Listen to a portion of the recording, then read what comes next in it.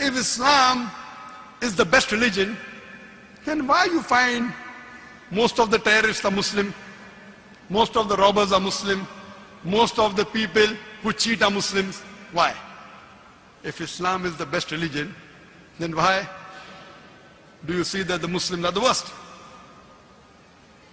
The reply to this question is that one of the major factors for this impression that all the terrorists are Muslims, the impression that most of the people who cheat are Muslims, most of the people who bribe are Muslim, is the media.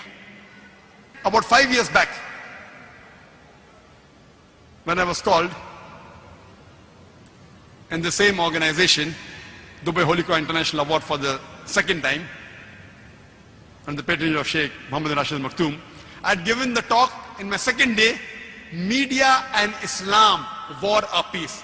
And I described in detail what is the strategy of the media to malign Islam. And I also gave a talk, Islam, the solution to the problems of humanity. The media says Islam is a problem for humanity. Actually, Islam is the solution for the problem of humanity. That's why the tagline of the Peace TV, the solution for humanity. That means Islam is the solution for humanity. What does the media do? Time will not permit me to give in detail. I'll just wind up my answer in a couple of minutes. What does the media do? Media picks up the black sheep of the community and they portray as though they're exemplary Muslims. See, we have black sheep in the community. We do have many Muslims who are namesake Muslims.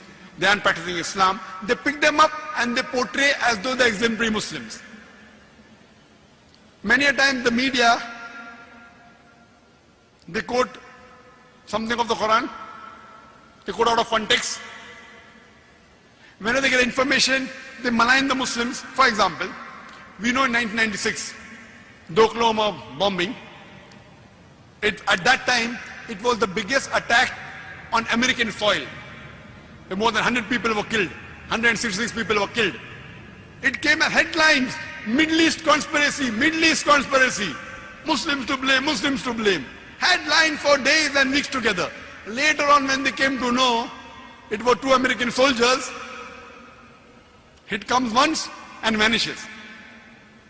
When they don't know the culprit, it comes for days as headlines. When they come to know the real culprit, 1 or 2 days, the news goes out. Why?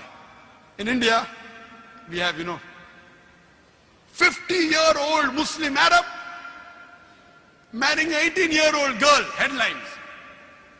When 50-year-old non-Muslim rapes a 6-year-old girl, it comes in news briefs.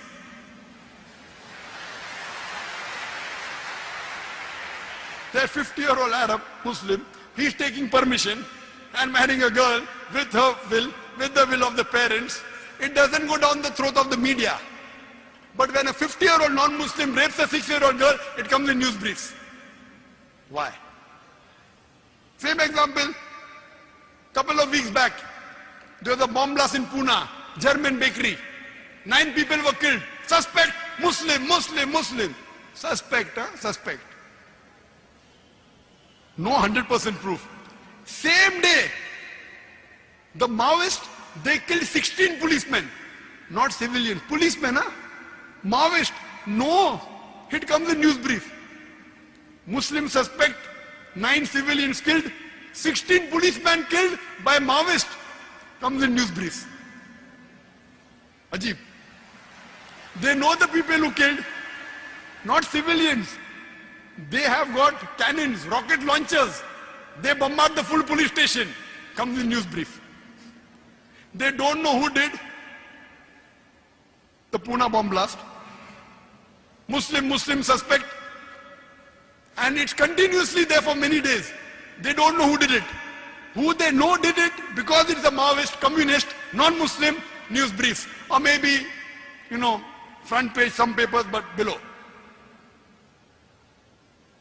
And it vanishes out of the media. So the major cause is the media. Media and Islam, war or peace.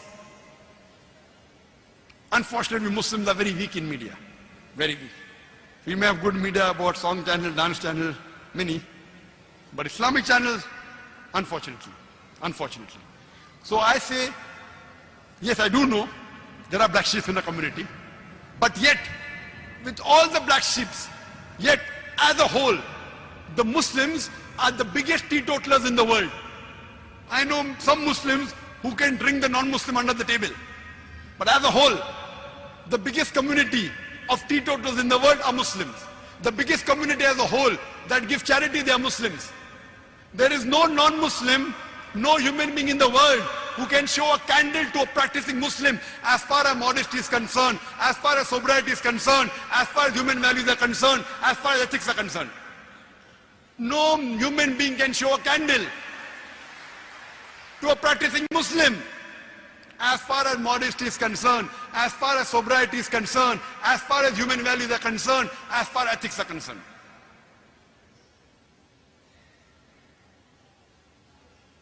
And I always give the example. Suppose you want to judge